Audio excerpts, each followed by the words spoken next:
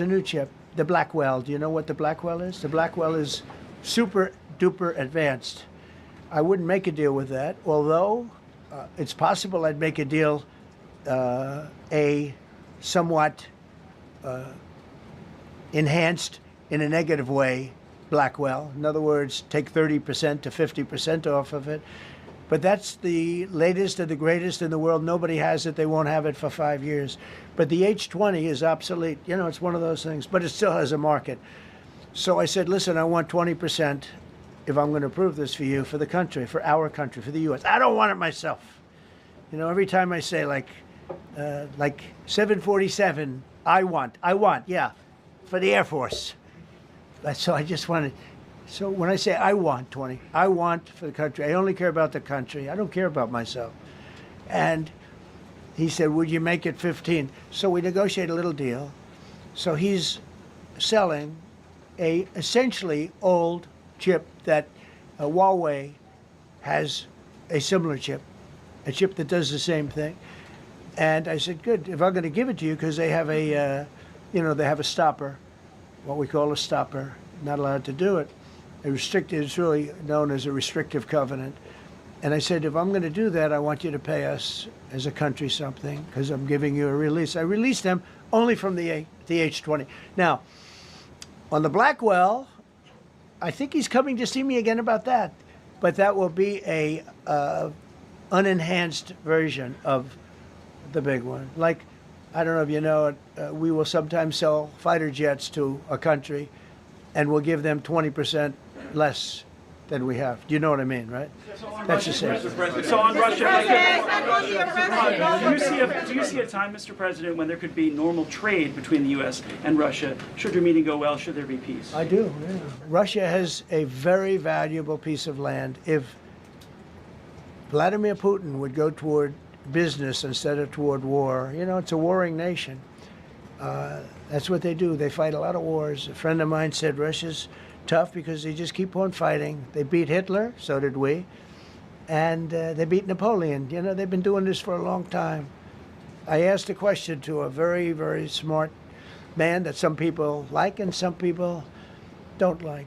Viktor Orban, right, from Hungary, the head of Hungary, and he's in that same area and knows the two countries very well. I said, this was before Biden didn't do anything to get us out of it. He could have gotten us out of that. It would have never happened.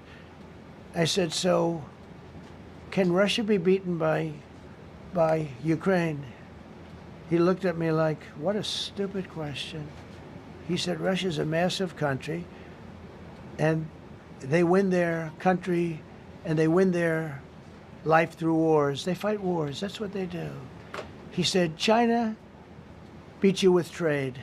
Russia beats you with war.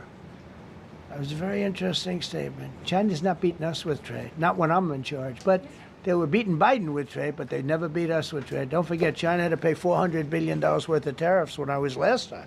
That was last time. And if we didn't have COVID, all of this stuff we would be loaded. We're finding hundreds of billions of dollars of cash is pouring into our country now because of tariffs. And all we're doing is we're doing what they do to us. It's so beautiful to see it. They found last month, as you saw, $25 billion of excess cash flow. They're saying, where did it come from? I said, I'll tell you where it came from. It came from a place called tariffs, and we're doing very well. We're really doing well. But I expect to have a meeting with Putin that I think it'll be good, but it might be bad. And I'm here for one reason, to get rid of a war that somebody else started. Should have never happened. And if I could end it, great. Complex war, a lot of bad blood, But Zelensky's been there for 3.5 years. So if you put him in a room, now I will say this, ultimately I'm going to put the two of them in a room. I'll be there or I won't be there. And I think it'll get solved. Yeah, please be happy. Thank you, Mr. President. Excuse me, I'm going to suggest, because do you have any other questions on DC? Because I don't want them to be. wait. These are incredible people. I don't want them to be standing up here on subjects that. Does anybody have a question of them? And then you guys can leave. Okay, a question. Brian, go ahead. Thank you, Mr. President. All right. And by the way, this is only on DC, and then they're going to leave because it's unfair to have them stand up here all day long. I agree. Brian. I've got two questions for you. First, about DC. This is personal for me as well. Last year, I was robbed on the streets by one of these teenage thugs. Had a gun, got away with it. Let's talk about the effort that between law enforcement, prosecutors, and judges, because it's a recycling belt. Like, these kids go, they don't fear the police. They know it. If you talk about how we've got to get these judges and put these kids behind bars, Right. Adult crimes deserve adult penalties. And my second question, I'll after you answer that, please. Do you want me to answer Or it? whoever wants to take it. Okay, it's real. Do you want me to answer it? Here's the problem. Assuming that they're 17 years, older than 17 years old, I can get the case. If they're under 18 years of age, I can only get the case if it's murder, rob one, rape, or even if they shoot a gun but don't kill you, I can't get it. So the law has to be changed. As the president said, cashless bail. That has to be changed. All right, then, even assuming I get the case, I get jurisdiction, I get a conviction, the DC Council has given the judges the ability to give probation on shootings. And so then it's up to them.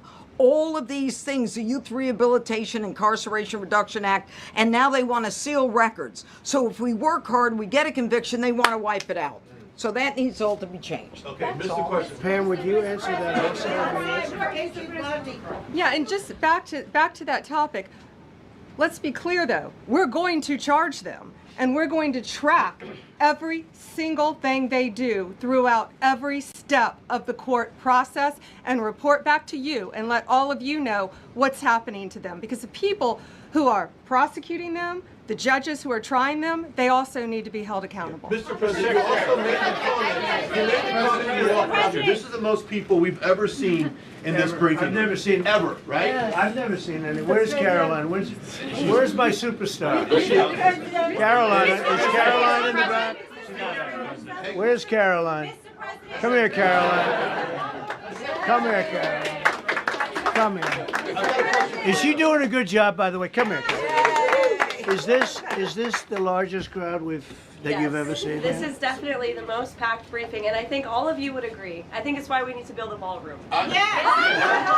President, I have a better idea. All right, Brian, go ahead. My question is this. You're building the big, beautiful ballroom. Yeah. Could we build a big, beautiful briefing room, updated technology, No. more seats? I don't want to do that. I don't want you to be comfortable. So no, I don't want to make life comfortable. So look. Let's just do this. Let's do this. It's going to be a big thing. We're going to Russia. That's going to be a big deal. What happens, happens. I'll let you know what happens. You'll be the first to know. I'll be calling the European leaders. I'm going with totally. I mean, we have a lot of talks. They're great people. They're great leaders, actually, and they want to get back. Honestly, as one of them said, I've OD'd on trying to settle Ukraine. They've OD'd, meaning they've overdosed on the settlement of Ukraine. Not a nice expression, but boy, is it accurate. They're tired of it. They want to get back to spending money on their countries. You know, Biden gave them $350 billion. Europe gave $100 billion. It should be much more than that. Shouldn't have been that kind of, they should have had equalization, but they didn't. But you know what? Still a lot of money. They want to get back to building their own countries. They really want it resolved. My relationship with the European leaders, as you saw, is extremely good. It's perfect. It's beautiful. Wait. And we're going to try. I'll be in touch with them.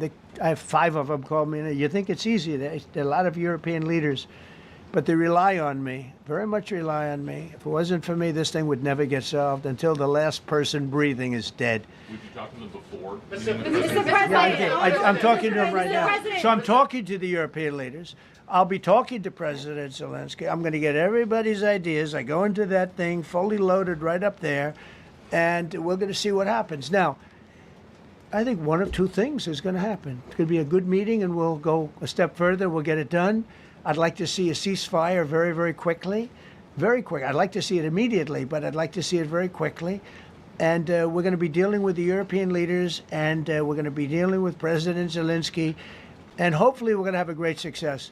As far as this, what we did today, and I think you were here for D.C. more so than even Russia, because Russia will be, you know, we have a couple of days to go. But the Russia is going to be very interesting. But to me, what is very exciting, and we're going to take back our capital. We're going to make it beautiful again, but we're going to make it, more importantly, safe again. It's going to be so safe. It's going to be a model. And then we'll look at other cities also. But other cities are studying what we're doing. And you have some capable people in other cities. They can do it too. But we have a great group of professionals. We're going to have a safe, beautiful capital, and it's going to happen very quickly. Thank you all. Thank you all very much. Wow. I've been up here a lot. I've never seen a crowd like this. I think we need a ballroom, and that's happening. It's going to be a beautiful ballroom. This is really a lot of people, most I've ever seen in this room. And we're here for a very serious purpose, very serious purpose. Something's out of control, but we're going to put it in control very quickly like we did on the southern border.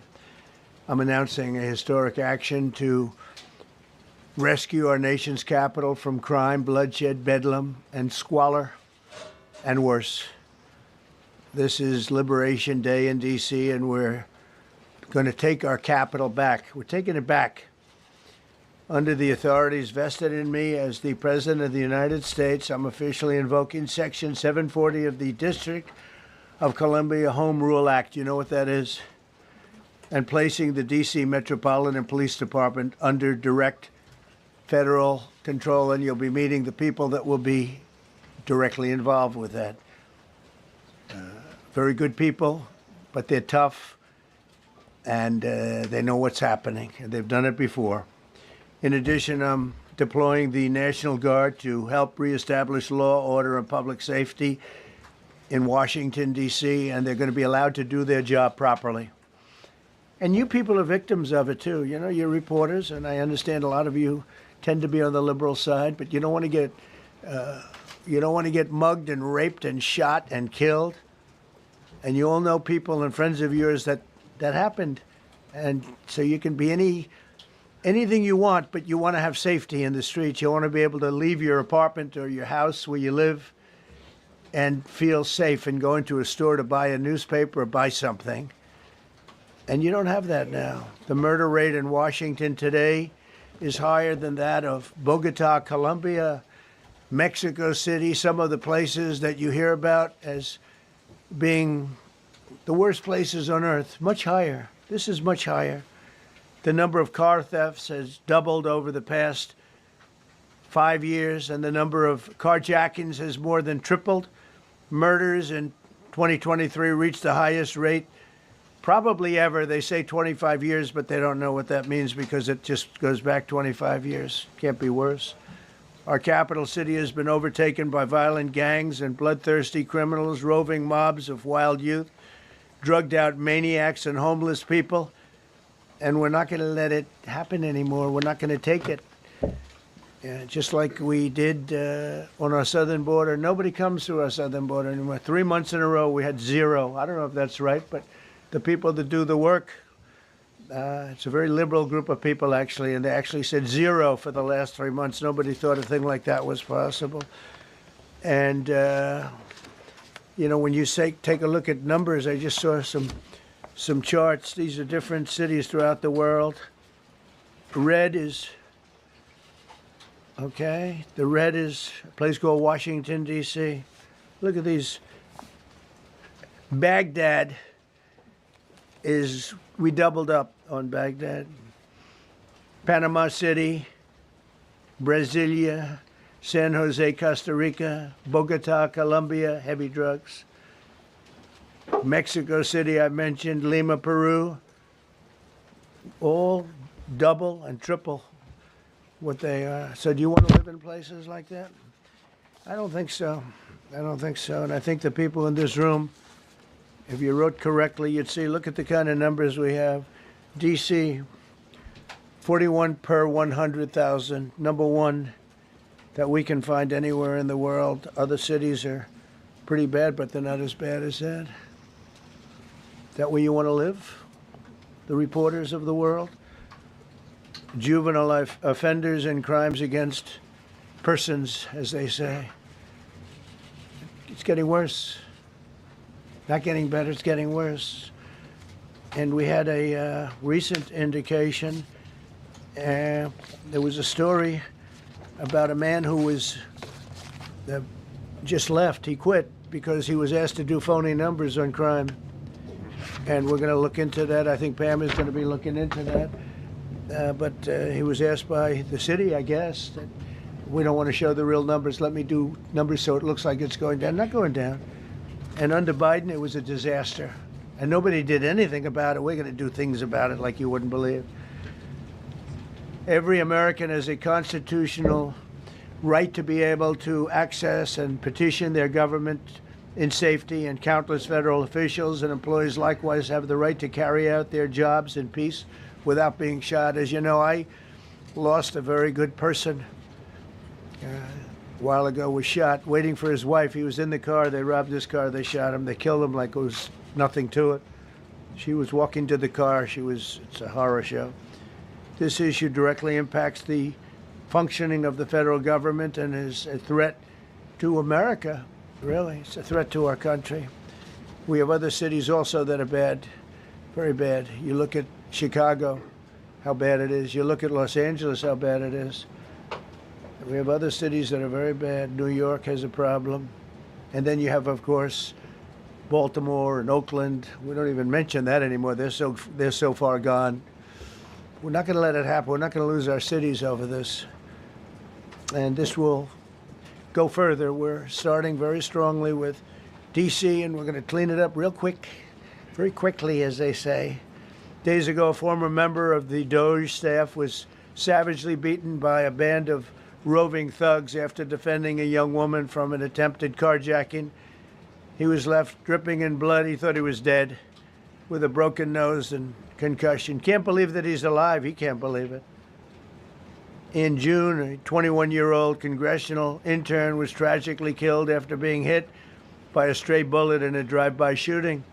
A former Trump administration official named Mike Gill, fantastic person, was murdered last year in cold blood in a carjacking blocks away from the White House. We all knew him. Great person. Waiting for his wife as she was walking to the car. A Democrat congressman was also carjacked at gunpoint not far from the Capitol. And in 2023, an aide to Senator Rand Paul was stabbed in the chest and head by a demented lunatic as he walked down the street, just absolutely for no reason. Horrifically, last July 4th weekend, a 3-year-old girl was shot in the head and killed while sitting in a car near the Capitol. It's becoming a situation of complete and total lawlessness. And we're getting rid of the slums, too. We have slums here. We're getting rid of them. I know it's not politically correct. You'll say, oh, so terrible. No, we're getting rid of the slums where they live. Caravans of mass youth rampage through city streets at all times of the day. There are ATVs, motorbikes. They travel pretty well. Entire neighborhoods are now under emergency curfews. Just this past weekend, gunfire went through, and you saw that, the Navy Yard. I saw it this morning. They saw that they fought back against law. See, they fight back until you knock the hell out of them, because it's the only language they understand. But they fought back against law enforcement last night. And they're not going to be fighting back long, because I've instructed them, and told them, whatever happens, you know, they love to spit in the face of the police as the police are standing up there in uniform. They're standing and they're screaming at them an inch away from their face. And then they start spitting in their face. And I said, you tell them, you spit and we hit. And they can hit real hard. It's a disgusting thing. I've watched that for years, for 3-4 years. I've watched them. The police are standing, and they're told, don't do anything under any search. So and you can see they want to get at it. And they're standing there, and people are spitting in their face, and they're not allowed to do anything. But now they are allowed to do whatever the hell they want. This dire public safety crisis stems directly from the abject failures of the city's local leadership. The radical left city council adopted no cash bail. By the way, every place in the country where you have no cash bail is a disaster. That's what started the problem in New York, and they don't change it. They don't want to change it. That's what started it in Chicago. I mean, bad politicians started it, bad leadership started it, but that was the one thing that's central, no cash bail. Somebody murders somebody and they're out on no cash bail before the day is out. We're going to end that in Chicago. We're going to change the statute. I spoke with Pam and Todd and everybody. We're going to change the statute, and I'm going to have to get the Republicans to vote because the Democrats are weak on crime, totally weak on crime. They don't know why. They want to stop because they get mugged too. But we're going to change no cash bail. We're going to change the statute and get rid of some of the other things. And we'll count on the Republicans in Congress and Senate to vote. We have the majority, so we'll vote. We don't have a big majority, but we've gotten everything, including the great, big, beautiful bill. Got that done, and that's one of the greatest things that's ever happened to people in this country. They're starting to figure it out, how good it is. Biggest tax cut in history. So many things. But we'll be able to get that done. So, Todd, if you and Pam can draw up things working with the people, we will. I'll get it passed. We'll get it passed with the Republicans. Probably won't get, think of this, probably won't get one Democrat vote because they have no idea what they're doing. That's why they want men playing in women's sports. That's why they want transgender for everybody transgender. And they just got walloped in an election, in a landslide, and they haven't changed one thing. I saw the other day the certain gentleman who was a very well-known politician, Democrat, was fighting like hell that men should be allowed to play in women's sport. They just don't get it. They said it's an 80-20 issue, and I think it's a 97-3 issue. And I don't know who the three are. I've never heard anybody nobody's ever come up to me, sir, you have to let men play in women's sports. You have to do it, sir. Nobody's ever approached me. I don't know where this issue even comes from. Never seen anything like it. But they turned our nation's capital into a sanctuary jurisdiction. That's the other thing. We have to get rid of sanctuary cities as quickly as possible. We're going to do it, too. We have to. Because it's sanctuary for criminals. Releasing illegal alien gang members onto the streets in 2022, nearly 70% of criminals arrested in Washington went unprosecuted. That's not going to happen with the group we have standing aside and standing behind me. And at the Metropolitan Police Department, it's now reached a small number relatively compared to what it was, but it's thousands of people. You know, we have thousands of police. I was told today, sir, they want more police. I heard a number, 3,500 police. That's a lot of police. 3,500. I thought they were going to say, we only have 30 policemen or women. He said, we have 3,500. We need more. You don't need more. That's so many. I never heard. That's like an army. How could you need more than 3,000? It just happened 2 minutes ago. Sir, they've requested more police. Oh, what do they have? About 3,500. I said, 3,500? This is not a big area. It's ridiculous. What you need is rules and regulations, and you need the right people to implement them. And we have the right people here, that I can tell you. Look at the border. Biden said, there's nothing you can do. Kamala was the border czar. She never called one of the Border Patrol agents who are great. ICE is great. Never spoke to anybody. Never went there. But she was the border czar. And everybody said it was impossible to fix. I fixed it in 3 months. No, really. I fixed it the first week, but really fixed it over the last couple of months. And I mean, literally to a point where, as I said, 0 illegals entering our country in the last 90 days. Pretty amazing. It's time for dramatic action. We're going to do the same thing over here. It's going to be a very safe city very soon. We're not looking to take years, because a lot of people die in years. And we've got incredible people in this country, except we have to allow them to do their job.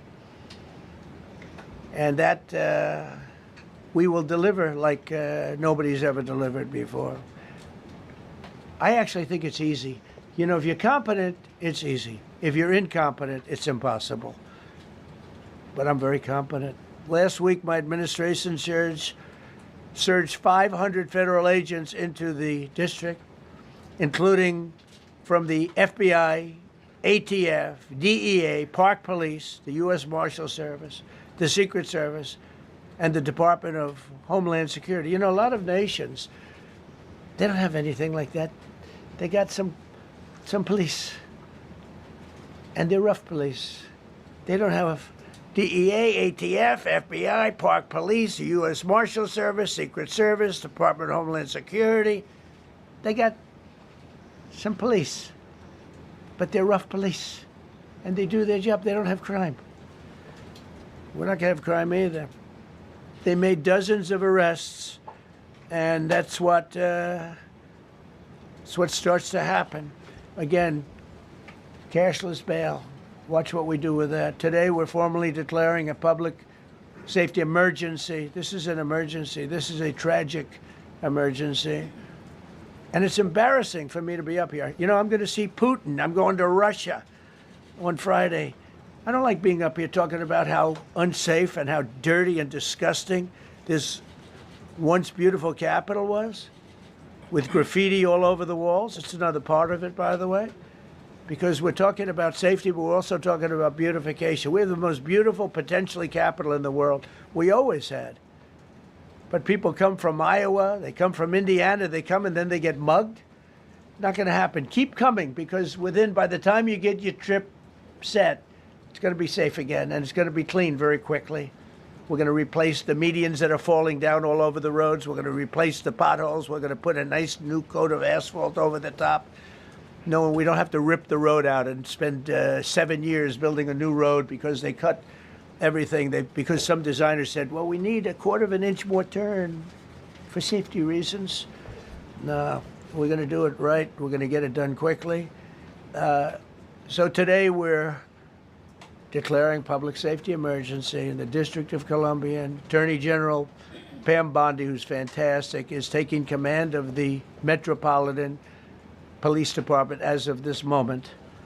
And I'll be making the appropriate notifications to Congress and to the mayor, our new DEA administrator, who's one of the top in the country. He better be Terry. If you're not, I'm going to get rid of you so fast. Terry Cole. Terry, thanks. Very good. We just got him, most highly recommended person. And you'll be designated as the interim federal commissioner of the Metropolitan Police Department. Okay? And you run them tough. They're good. You have a lot of good people. You have people that shouldn't be there. You also have people that shouldn't be there. They got in there because of woke. But you have a lot of great police. And those people are the ones that want to help you. This city will no longer be a sanctuary for illegal alien criminals. We will have full, seamless, integrated cooperation at all levels of law enforcement, and we'll deploy officers across the district with an overwhelming presence. You'll have more police, and you'll be so happy because you'll be safe. When you walk down the street, you're going to see police, or you're going to see FBI agents. We're going to have a lot of agents on the street. You're going to have a lot of essentially military, and we will bring in the military if it's needed. By the way, we're going to have National Guard, but Pete Hegseth will tell you about it. We will bring in the military if needed. People say, "Oh, that's so terrible." He's going to bring in. It's been used many times over the years. I don't think we'll need it. I think we've got so many great people, including the people that are in the police department with proper leadership. They'll immediately begin massive enforcement operations targeting known gangs, drug dealers, and criminal networks to get them the hell off the street, maybe get them out of the country, because a lot of them came into our country illegally. They shouldn't have been allowed in. They come from Venezuela. They come from all over the world. We're going to get them the hell out. They won't be here long. But some of these people, a lot of them, are homegrown criminals. And these are bad people. These are rough people. And this is just a list of some of the people that were given to me today that were criminals removed from the D.C. streets this weekend. They were rough and tough. But we're rougher and tougher. Look at these people here. Nothing, you know. They're not going to be your local school teacher. Look at this guy. He has killed people numerous times. They're not going to be an asset. They will never be an asset to society. I don't care. I know we all want to say, oh, they're going to be rehabbed. It's not going to be rehabbed. I'm going to ask Doug Burgum to come up and say a couple of words because he's in charge, as you know. He's Interior, but he's in charge of the U.S. Park Police. And I've heard so many great things about the Park Police. They're proud of it. They've been there for a long time. Their families oftentimes grow into the roles. They love the country. They love this area. So, Doug, could you say a few words, please? Thank you, Mr. President. On behalf of the U.S. Park Police, this is the oldest federal police force in the nation. They were formed in 1791 by none other than President George Washington. They've got the awesome responsibility of protecting our nation's most sacred monuments. The National Mall, Washington Monument, Jefferson Memorial, Lincoln Memorial, Statue of Liberty, and out west, the Presidio and the Golden Gate area. These folks have tens of millions of visitors a year, the kind of people that President Trump's talking about that come from around the country and around the world to see our sacred and learn about our history and our sacred monuments. They've been doing a fantastic job, but they are so pleased, the rank and file, that President Trump is now allowing them to enforce the law. As those of you that live in the city may know, that the circles and the triangle parks that are spread throughout D.C. are actually federal park property. So the U.S. Park Police also have responsibility for that. These became littered with homeless camps under the Biden administration. All of you saw that. Since President Trump's executive order on March 27th, making D.C. safe and beautiful again, the U.S. Park Police have removed over 70 homeless camps. And President Trump also talked about beautification. They're stopping and enforcing the laws against graffiti on our monuments. They've removed over 80 specific attacks against our history with graffiti on our monuments. So they continue to do a great job, whether it's in their vehicles, on foot, or on the mounted police that you see around the National Mall. And President Trump, they thank you. The rank and file is so happy to be enforcing the law again. Thank you for your leadership. And they're excited about the announcement you're making today. Thank you. Very good. Great job you're doing. Thank you very much. Pete, could you say something about the military, if you would? Well, Mr. President, it's an honor to be here. And at your direction this morning, we've mobilized the D.C. National Guard. It'll be operationalized by the Secretary of the Army, Dan Driscoll, through the D.C. Guard. You will see them flowing into the streets of Washington in the coming week. At your direction as well, sir, there are other units we are prepared to bring in. Other National Guard units, other specialized units. They will be strong, they will be tough, and they will stand with their law enforcement partners. This is nothing new for DOD. As the President noted, at the border, we've got 10,000 troops down there who've been operating in defense cooperation areas, defense zones, where there's zero illegal crossings because of troops on strikers scanning the border. We've been protecting other people's borders for 20 years. It's about time we protect our own. And we're working with ICE and CBP. In Los Angeles, we did the same thing. Working with the California National Guard, working with ICE officers. ICE officers deserve to do their job and not be attacked. We will work alongside all DC police and federal law enforcement to ensure this city is safe, this city is beautiful. And as I always say about President Trump to the troops, he has their back. And my message to the National Guard and federal law enforcement in Washington is, we have your back as well. Be tough, be strong, we're right behind you. Thank you, Mr. President. I'm going to ask Pam, because she's now, as you heard me say, she's really in charge of a lot of what we're talking about. She's done an incredible job. People are going to start to see the fruits of her labor. And Pam, maybe you could say a few words about what we're talking about here. Sure, President. Let me be crystal clear. Crime in D.C. is ending and ending today. We are going to use every power we have to fight criminals here. President, thank you for caring about our capital.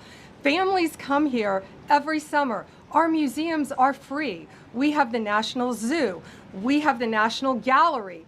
DC should be a place where everyone can come and feel safe. Behind me and to my side, we have some of the best career law enforcement and prosecutors in the country who are ready to take this on. As the president said, Terry Cole is going to be supervising the Metro Police Department. Gadi Serralta, our U.S. Marshal, is going to be supervising command and control, the entire operation. Our Deputy Attorney General, Todd Blanche, and I will be working with them closely, along with our great FBI Director, Kash Patel. Kash is going to talk to you in a minute about what we did in Virginia recently with Governor Youngkin. Many of you covered that, and it was tremendously successful. Not only that, our secret weapon here in D.C. is U.S. Attorney Jeanine Pirro, one of the toughest prosecutors and a former judge, and she is going to be talking about juvenile crime, how it's out of control here, and what she's going to do to fight back. No more crime rampant in our beautiful capital. No more teenage girls beating a disabled man to death. No more of that. No more drive-bys. We're going to do everything we can. And working with the ATF Director Driscoll and Commander of the Army, we're going to all work together. That's what we all do in this room. We work together, we fight. Do not underestimate one person in this room. We're going to make DC beautiful. We're going to make DC safe again. One other thing, just at the wharf a few days ago, the area of the wharf, Terry Cole reached out to me, not even nightfall, on the weekend, where so many families and tourists go. A guy's overdosing from fentanyl on a park bench. In the middle of families around, they administer Narcan and saved his life. No more of that. The President of the United States is going to clean up D.C., and we're going to be there to help him, and we're going to be successful. Thank you. Thank you. Cash, talk about Northern Virginia. Northern Virginia, we had a big success. Thank you, Mr. President. Thank you, Attorney General Bondi, for your leadership, Deputy Attorney General, and the rest of our interagency partners. Mr. President, the following is what happens when you let good cops be cops, and I just want to highlight that before I get into Northern Virginia. This year alone, under President Trump's administration, we've had over 4,000 child victims identified and found. That's a 33% increase from the same time period last year. 33% increase. We've had a seizure of 1,500 kilograms of fentanyl up to this date. That is a 25% increase since the same time period last year. And just to put it in perspective, 1,500 kilograms of fentanyl is enough to kill 115 million Americans. 115 million Americans. Cops are getting after it. The FBI has arrested 19,000 people this year alone. Thanks to President Trump's administrations, that's double than where we were this time last year. And we have also arrested 1,600 people who have committed violent acts against children. 270 of them are human traffickers of children. Mr. President, this is what happens when you have great leadership at the Attorney General with Pam Bondi, your administration's priority of protecting the homeland and protecting American citizens and protecting our children, and the murder rates are plummeting. We are now able to report that the murder rate is on track to be the lowest in U.S. history, in modern recorded U.S. history, thanks to this team behind me and President Trump's priorities. And how do we do it? And what are we going to bring to D.C.? What we did in Northern Virginia, thanks to Terry Cole and Governor Youngkin and the team, we stood up a task force out in my Northern Virginia field office, and we said, let's let good cops be cops, let's get them the intelligence and what they need, and let's get the red tape out of their way, and let's get DOJ partnered up with us to bring great prosecutions, and that's exactly what we did. In 1 month, we arrested 545 violent felons. 545 in the state of Virginia, thanks to Governor Youngkin's partnership.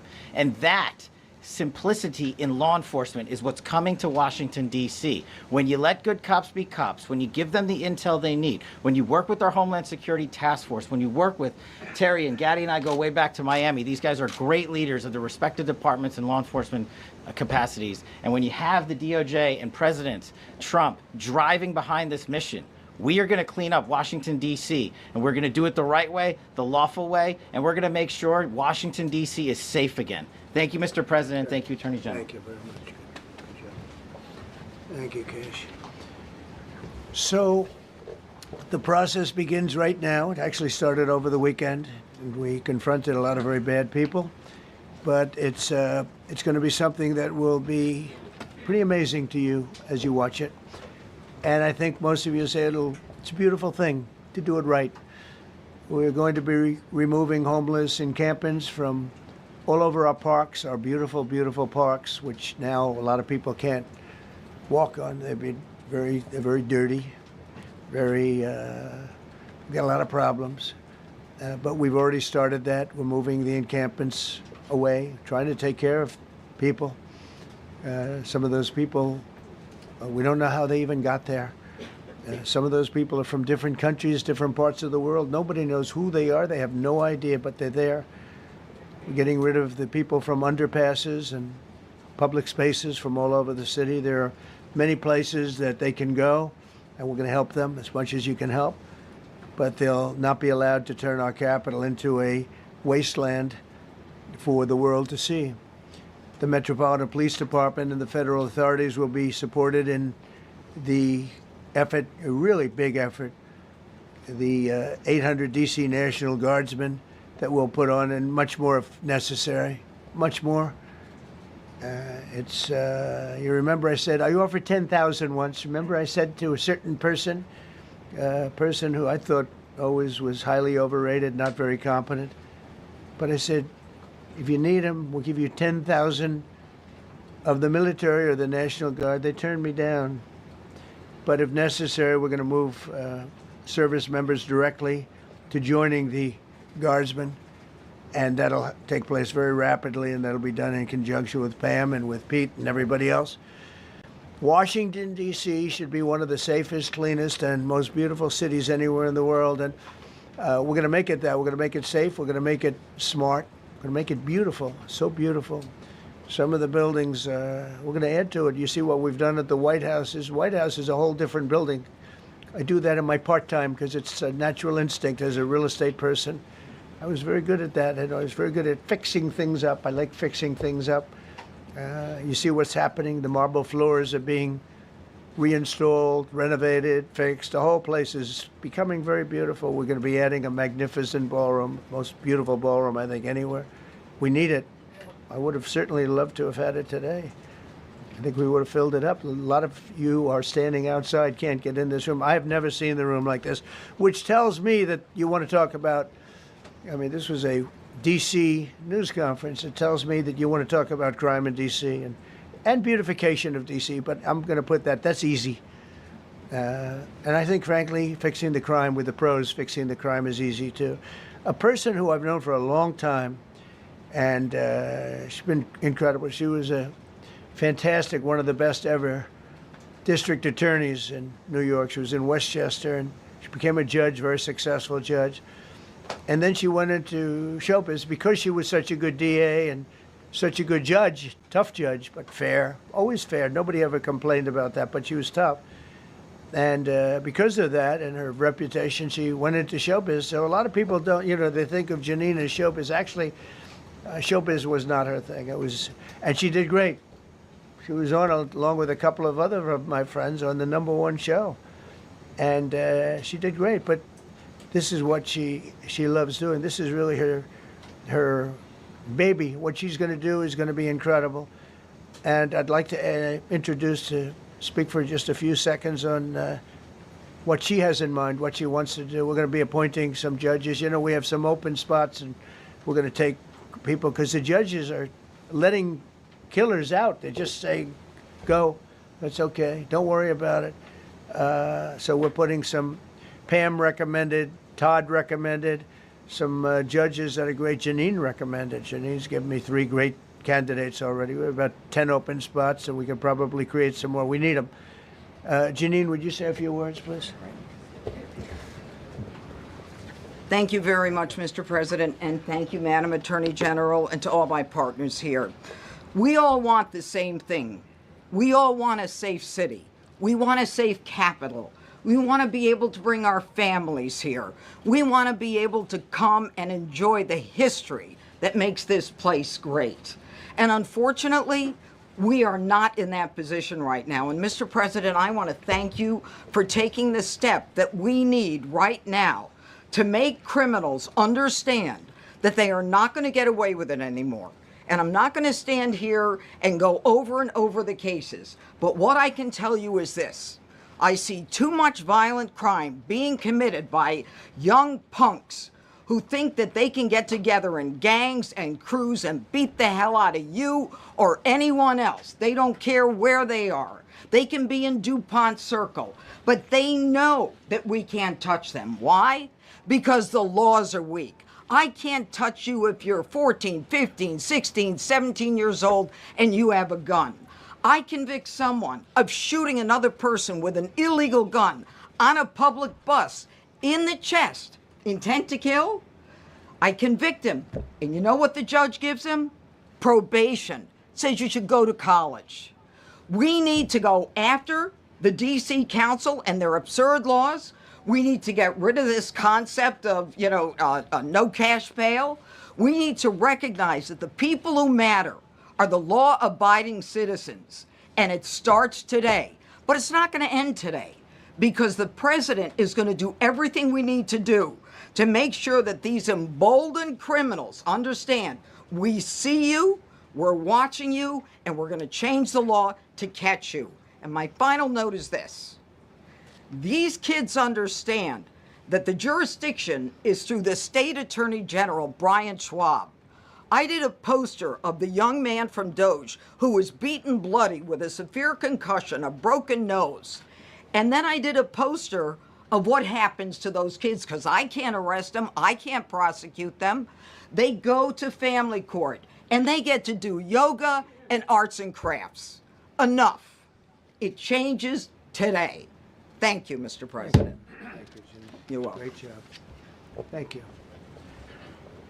If I could, I just signed some executive orders. I'd like to have Will please come up and we'll let the people know what we signed. Do you want to put them down? Yes, sir. Go ahead.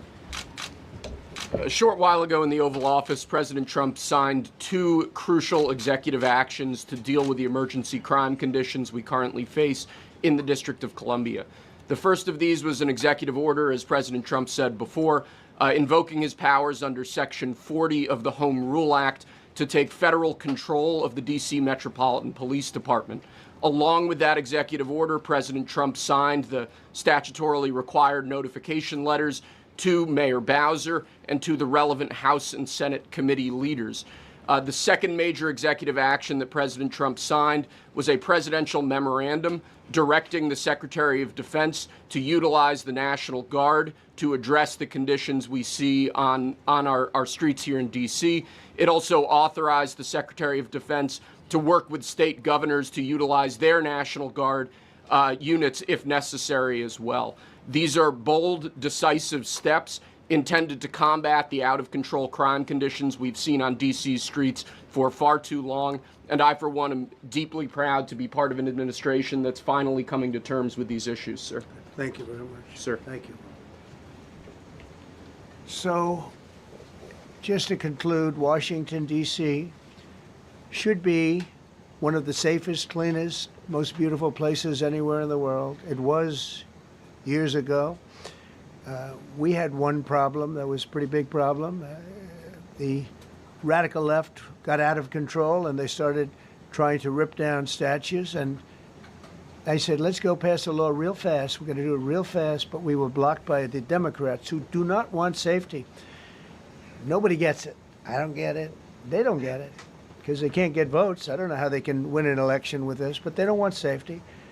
And I found an old statute, very old, early 1900s, that said if you so much as touch or even think about destroying a statue or a monument in Washington, D.C., you go to jail for 10 years with no probation, no anything. In other words, slightly different than we have today. Today we have cashless bail. Today you get jailed 10 years. No curtailed sentence, 10 years. And we took it out. Nobody used it. It was never used because, it's harsh. And you remember they started to rip down the statue of Abraham Lincoln. I said, that's a tough one to rip down. He was pretty good, Pam. I think he was pretty good. When the ropes started going around Abraham Lincoln to pull him down, Andrew Jackson, others, and they were heading to the Jefferson Memorial, Thomas Jefferson. They're going to do a big number there. I said, it's time. And I signed that statute immediately. We had it updated. We made it use the same language, all passed by Congress. And I announced it's 10 years in jail, no probation, no anything, 10 years, no curtail sentence if you touch, so much as touch a statue in Washington, D.C. And it was an amazing sight, beautiful sight. Everybody just left.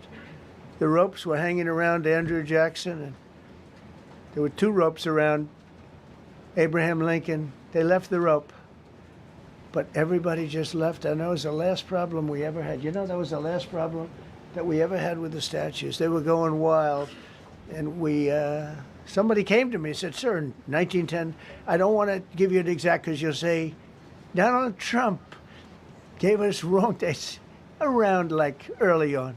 You know, if I'm slightly off, they make you sound a little bad. So I won't put myself in that position. I won't put you in that position because I think everybody agrees with what we're doing today. But when I signed that thing, it was like a miracle. Everybody left. They were gone. They were starting to march down. They started the march toward Thomas Jefferson. And I figured he was always going to be safe. But they found something with him, and they found something with Abraham Lincoln. And even in the name George Washington in California, numerous places changed the name of George Washington High School and various other places. They took George Washington's name. This was a sick, woke culture that I think we've largely ended. And a lot of those people that were woke are now turning out to be the opposite. I won't go so far as to say MAGA. It's a very special category. But they've gotten out of that. But we have people that love this country, and they love this really beautiful capital. It is. I flew over it the other day, and I said, what a beautiful place. But if there's crime all over the streets, when you get there, it doesn't look so beautiful. But we're going to make it beautiful again. We're going to fix it with crime, and we're going to also, as we're doing that, we're going to start doing things that we know how to do, that I know how to do better than anybody, I guess, because of my experience from previous life. But not only are we stopping the crime, we're going to clean up the trash and the graffiti and the grime and the dirt and the broken marble panels and all of the things they've done to hurt this city. And we're going to restore the city back to the gleaming capital that everybody wants it to be. It's going to be something very special. All of these people are really tough. Could I shake your hand, Gaddy, please? You're going to be so important here. You're going to be that guy. I hope I don't have to fire him in 2 weeks because he's too soft. I don't think he's too soft. If I do, I will, though. Is it okay? If you're soft, weak, and pathetic, like so many people, I will fire you so fast. You're not going to have to worry about that. No, I think you're going to do a fantastic job. And everybody in this room, they may not express it, but they all want that to happen. You know, they want to be safe, and they have families too. So it's an honor to have such a large group. I've done this for years now, hard to believe. I've never seen this room so packed. In fact, I'm sure it's a violation of every fire code. But we'll let you stay anyway. You take it a chance. And with that, we'll say, maybe if you could, oh, wow. We could be here all day long. If we could keep the first questions, perhaps, to this subject, and then we'll go on to a few others. Please. Mr. President, thank you so much. Can you talk about how personal of an issue this is? You talked about flying over the Washington Monument and seeing the pride of what D.C. is, and do you believe that the status of the city, the cleanliness, the way that crime is low, is a direct reflection on how the country is run? Yeah, I do. I think the Capitol, look, everyone comes here. They're all coming. All the leaders, they're all wanting to come. And I say it, I've said it again, but I'm really just quoting other leaders from NATO, from the Middle East, King of Saudi Arabia, Qatar, UAE. I was over there. We brought back $5.1 trillion of investment into our country. But a month and a half ago, I was at NATO.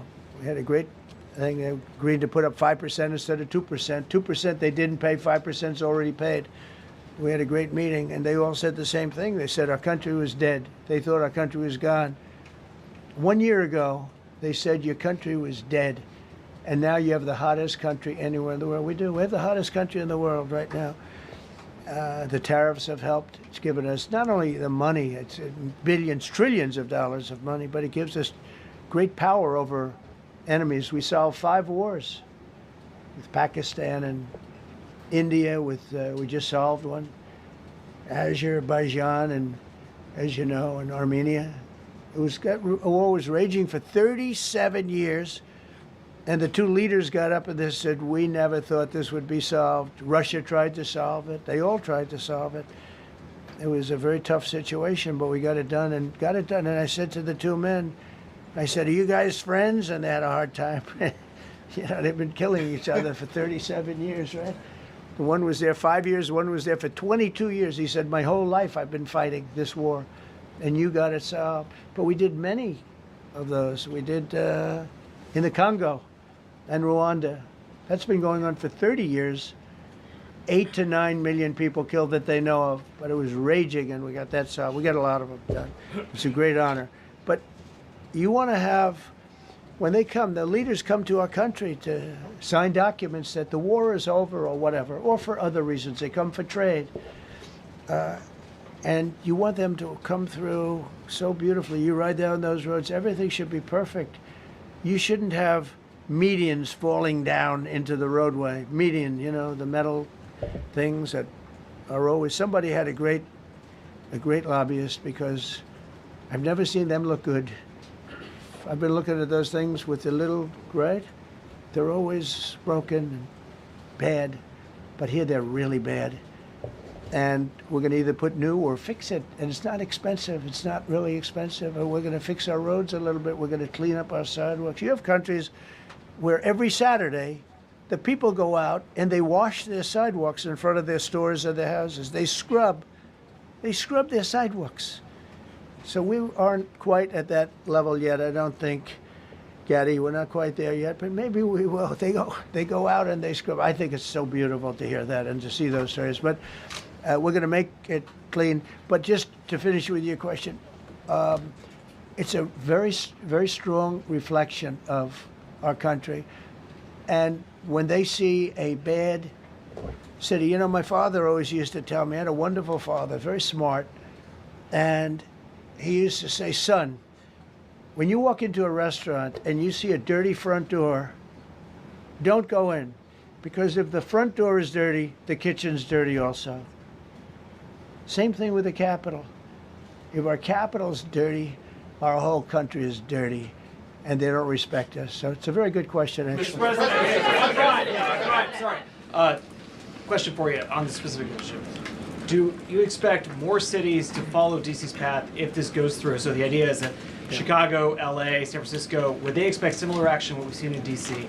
And the other question, sir, there's reporting that the administration is going to reclassify marijuana. Would that send mixed messages that if marijuana is okay, some drugs are okay, but we're trying to clean up crime? How do they go hand in hand? We're only looking at that. That's early, but you know, somebody reported it, which is fine. We're looking at it. Some people like it, some people hate it. Some people hate the whole concept of marijuana because if it does bad for the children, it does bad for people that are older than children. But we're looking at reclassification, and we'll make a determination over the next few weeks. And that determination hopefully will be the right one. It's a very complicated subject, the subject of marijuana. I've heard great things having to do with medical, and I've had bad things having to do with just about everything else. But medical and, for pain and various things, I've heard some pretty good things, but for other things, I've heard some pretty bad things. The other part of your question, I mean, we're just going to see what happens with it all. We're going to have a tremendous success in what we're doing. Other cities are hopefully watching this. They're all watching, just like everyone's watching here. They're all watching, and maybe they'll clean up, and maybe they'll self do this and get rid of the cashless bail thing and all of the things that caused the problem. I mean, if you go back, this whole thing with cashless bail is a disaster. So many problems came that we never had before. So they're watching us today, and if they don't learn their lesson, if they haven't studied us properly, because we're going to be very successful. I have zero doubt about that. It's going to be. It's a question of will it be really fast, like the border. You know, everyone said, they used to say, Biden used to say, I need legislation. I didn't get any legislation. I called up our people, and we did a great job. Tom Homan was great. As you know, our secretary did a great job. They did a great job. There's no games. They didn't play games. And we're going to have the same thing here. But then I'm going to look at New York in a little while. Let's do this. Let's do this together. Let's see. It's going to go pretty quickly. And if we need to, we're going to do the same thing in Chicago, which is a disaster. We have a mayor there who's totally incompetent. He's an incompetent man. And we have an incompetent governor there. Pritzker's an incompetent. His family threw him out of the business, and he ran for governor. And now I understand he wants to be president. But I noticed he lost a little weight, so maybe he has a chance. You know, you never know what happens. But Pritzker's a gross incompetent guy, thrown out of the family business. But when I look at Chicago and I look at L.A., if we didn't go to L.A. 3 months ago, L.A. would be burning like the part that didn't burn. If he would have allowed the water to come down, which I told him about in my first term, I said, you're going to have problems, let it come down. We actually sent in our military to have the water come down into L.A. They still didn't want it to come down after the fires. But that was it. We have it coming down. But hopefully L.A. is watching. That mayor also. The city's burning. They lost like 25,000 homes. I went there the day after the fire. You were there, and I saw people standing in front of a burned down home. It was, their homes were incinerated. They weren't like, even the steel was literally, it was all warped and literally disintegrated because of the winds and the flame and the whole thing, like a blowtorch. They were standing on this beautiful day, maybe a couple of days after. We gave it a little time because what they had suffered. Almost 25,000 homes. And you see what's happening now. They didn't give their permits. I went to a town hall meeting. I said, we're going to get you the federal permits, which are much harder. Almost immediately, Lee Zeldin is a star. He did an incredible job. They have all their federal permits. They don't have their city permits. And the mayor said to me, we think we can have them in 2 years. I was walking down the street, and I met with firemen and police. And I was saying hello to many people that were standing in front of their homes with yellow tape. You can't go in. You can't go onto the lot. And those people wanted to start rebuilding their homes then and there. And the mayor said, we should be able to get them the permits within 2 years. I said, that's a shame. 2 years? Are you kidding? I'm going to get them the federal permit like almost immediately, 2 years. And she drew it back. Well, maybe 1 year. The place was booing her out of the place. They don't have their permits to build their homes. And now they're talking about putting, this is among the most beautiful areas in the country. Now they're talking about putting low-income housing there. Can you believe this? I love low-income housing. I made money with low-income housing. I built low-income housing. I know more about low-income housing and luxury housing. I know about everything real estate. They want to replace some of those homes with low-income housing. They haven't gotten their permits yet. We've gotten all the federal permits, which are much tougher to get, and it was done almost immediately through Lee Zeldin and Federal Environmental. And I watched the other day, those people are angry. And now, you know, they had they loved that area. They loved the whole big area, different places, but they loved it. It was all luxury stuff and beautiful stuff. And some wasn't that luxury, but the level of love for that neighborhood, their neighborhoods, was incredible. And you know what? I watched people on television, they want to go, they want to leave. They've lost their spirit, they've lost their heart, because the mayor's incompetent. And Gavin Newsom is incompetent. He's got a good line of bullshit, but that's about it. He's incompetent. And you have Los Angeles is, you know, it's amazing. You know, I called, the first thing I did, I got the Olympics to go there. I was the one that got it. And by a rare thing that happened, I'll be the president. I was very upset because I got the Olympics there and I said I won't be president when it comes, but bad things happened and illegal things happened, really illegal things happened. Now it turns out one good thing was I'm going to be the president for the Olympics for 2050, for 250, which is going to be fantastic, and also for the World Cup. So we have a lot of good things, and I hope 250 is going to be the 250th anniversary is going to be the best. But when I looked at those people, and I saw last night on television that they still don't have their permits, it's a disgrace what's happened in Los Angeles. Yeah, thank you. The China tariff deadline is tonight. Do you plan to extend that? We'll see what happens. China's been, we've been dealing very nicely with China, as you probably have heard. They have tremendous tariffs that they're paying to the United States of America. And we'll see what happens. They've been dealing quite nicely. The relationship is very good with President Xi and myself. You mentioned your upcoming meeting with President Putin. Can Yeah. you tell us what you hope to get out of that and whether you'll consider inviting President Zelensky to join? So you have to understand, this is a war that should have never happened. This is a war that wouldn't have happened if I were president. It would have never happened. It was the apple of his eye. I got along very well with President Putin. But if you look, under President Bush, they took a lot of territory. Under President Obama, they took a lot of territory. Under Biden, they essentially took the whole thing. You know, it's just a question of time. Under Trump, you know what they took? Nothing, nothing. I was the one that said, you can't build your pipeline. That was half built.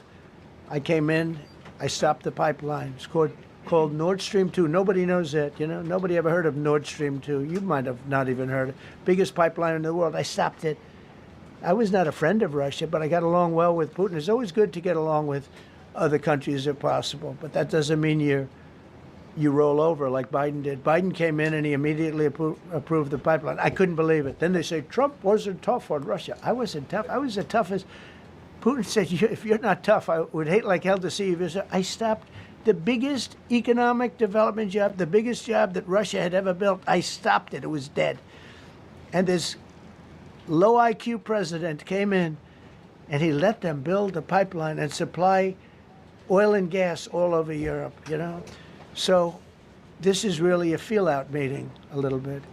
And President Putin invited me to get involved. He wants to get involved. I believe he wants to get it over with. Now, I've said that a few times, and I've been disappointed because I'd have like a great call with him, and then missiles would be lobbed into Kiev or some other place, and you'd have 60 people laying on a road dying. I said, that's cold, that's cold. But it's a violent war. 5,000 to 7,000 people a week are dying. And you know, there's nobody from here. They're all Russian and Ukrainian people, and some people from the cities, much smaller number, but still, those missiles do damage and they kill a lot of people, but mostly soldiers. And they're young soldiers, although in the case of Ukraine, they're getting much older. They're drafting 60-year-olds now. It's a terrible thing to witness, and I think I have an obligation. Look, this is Joe Biden's war. This is not my war. I made a deal with NATO a month ago. You covered it very accurately, actually. We don't pay anything anymore. You know, we're not paying anything. They are buying things from us, and NATO is paying us. I got it raised from 2% of GDP to 5%. And they're paying us for everything that we send. We're not paying. But Biden approved $350 billion. Europe has spent $100 billion. The money that's been spent and the death is incredible. It's the worst thing that's happened, by far the worst that's happened since World War II. So I'm going in to speak to Vladimir Putin. And I'm going to be telling him, you got to end this war. You got to end it. And he wasn't going to mess with me. This war would have never happened. You know, we had a discussion about it one time, and we never had that discussion again. Would have never happened. And when the election was rigged, and then Biden took office, which was barely took office, the auto pen took office, bad things started happening. Bad things, stupid things were said. And it ended up in a war. And you know, and I don't believe this will happen anymore because I have that pretty well covered. This could end up in a third world war. This could have been a third world war. I don't think that's going to happen now. But I thought it was very respectful that the president of Russia is coming to our country as opposed to us going to his country or even a third-party place. But I think we'll have constructive conversations. Then after that meeting, immediately, maybe as I'm flying out, maybe as I'm leaving the room, I'll be calling the European leaders who I get along with very well. And, I have a great relationship, I think, with all of them.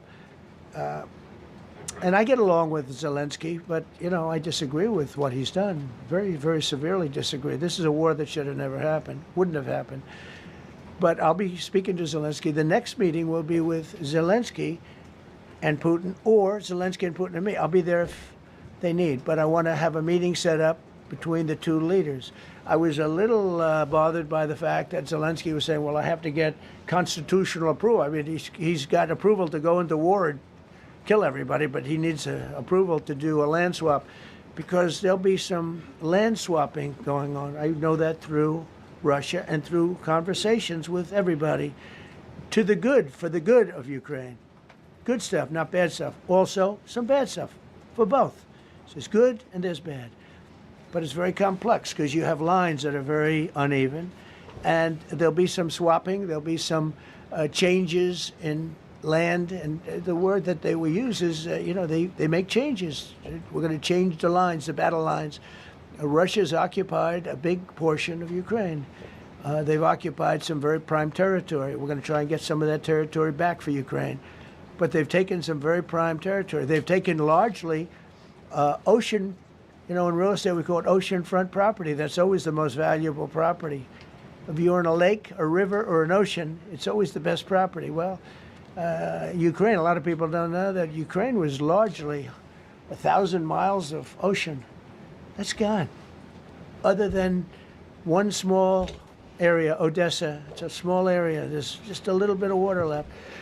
So I'm going to go and see the parameters. Now, I may leave and say, good luck. And that'll be the end. I may say this is not going to be settled. I mean, there are those that believe that Putin wanted all of Ukraine. I happen to be one of them, by the way. I think if it weren't for me, he would not be even talking to anybody else right now. But I'm going to meet with him. We're going to see what the parameters are. I'm then going to call up President Zelensky and the European leaders.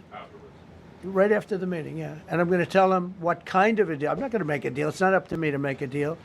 I think a deal should be made for both. I think Russia has to get back into building their country. It's a massive country. I think they have 11 time zones, if you can believe it. It's a massive, it's by far, from the standpoint of land, it's by far the largest. They have tremendous potential in Russia to do well. They're not doing well. Their economy is not doing well right now because it's been very well disturbed by this. It doesn't help when the President of the United States tells their largest or second largest oil buyer that we're putting a 50% tariff on you if you buy oil from Russia. That was a big blow. And then they say, gee, he wasn't so tough. Nobody else would have done that. And I haven't stopped there. I mean, look, I was all set to do things far bigger than that, but I got a call that they'd like to meet, and I'm going to see what they want to meet about. I'd like to see a ceasefire. I'd like to see the best deal that could be made for both parties. It takes two to tango, right? So ultimately, I'll have a meeting next week. I had a great relationship with him, considering the fact that, I was not nice to him because of the pipeline. I ended the pipeline. I also gave the javelins. Do you ever hear of a javelin? Javelin is called a tank buster. They say that Obama gave them sheets and I gave them javelins. If it weren't for me, all those tanks that were destroyed at the first days of the war because the tanks got stuck in the mud, some commander made a better they would have been in Kiev in 4 hours going down the highway. But a Russian general made a brilliant decision to go through the farmland instead. And they just had torrential rains, and the rains were so bad, and it was mud, and those tanks got stuck in the mud. I don't know who that general is, but knowing Vladimir, he's probably not around any longer because all those tanks were stuck in the mud, and they went along with the javelins. I gave them the javelins. You know that, right? I gave them javelins. They gave them sheets. But I'm going to I'm going to meet with President Putin, and we're going to see what he has in mind. And if it's a fair deal, I'll reveal it to the European Union leaders and to the NATO leaders, and also to President Zelensky. I think out of respect, I'll call him first, and then I'll call them after. And I may say, lots of luck, keep fighting, or I may say we can make a deal. If not, I will tell you this, I've seen a poll coming out of Ukraine. 88% of the people would like to see a deal made. And if you go back 3 years, everybody was gung-ho for war. You know, everybody's gung-ho for war until you have it. It's an amazing thing. I had it with a couple of countries where I couldn't get a deal done with one particular country. And I just couldn't. The guy's great. He's a friend of mine. Great. Good leader. Tough as hell. I couldn't get the deal done. And then he went into war for a short period of time. You know where I'm talking about. First term. And it was nasty. Guys being killed all over the place. And he went through 1 week of war, and I was able to get the deal done. He said, this is nasty. Yes, please. Yeah, just to follow up on what you were saying there. First of all, Volodymyr Zelensky is not invited on Friday? He wasn't a part of it. I would say he could go, but he's gone to a lot of meetings. You know, he's been there for 3.5 years. Nothing happened. And what is the definition? I mean, do you want somebody that's been doing this for 3.5 years? What's the definition of a good deal? I'll tell you after I hear what the deal is.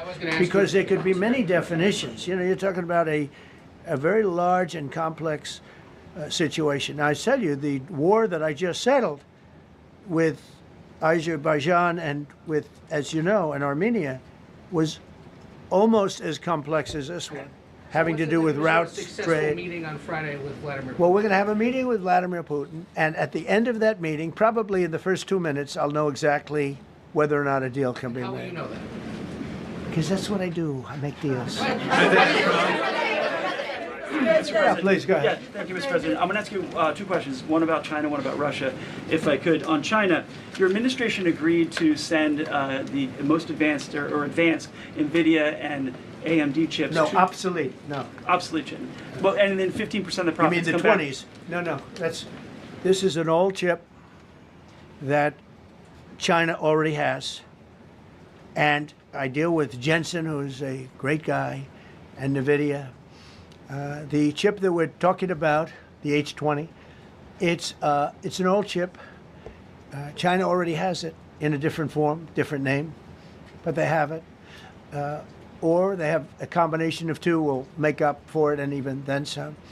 Now Jensen Jensen's a very brilliant guy, and Jensen also has a new chip, the Blackwell. Do you know what the Blackwell is? The Blackwell is super duper advanced.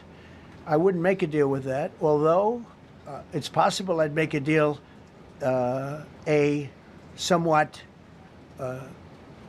enhanced in a negative way Blackwell. In other words, take 30% to 50% off of it. But that's the latest and the greatest in the world. Nobody has it. They won't have it for 5 years. But the H20 is obsolete. You know, it's one of those things. But it still has a market. So I said, listen.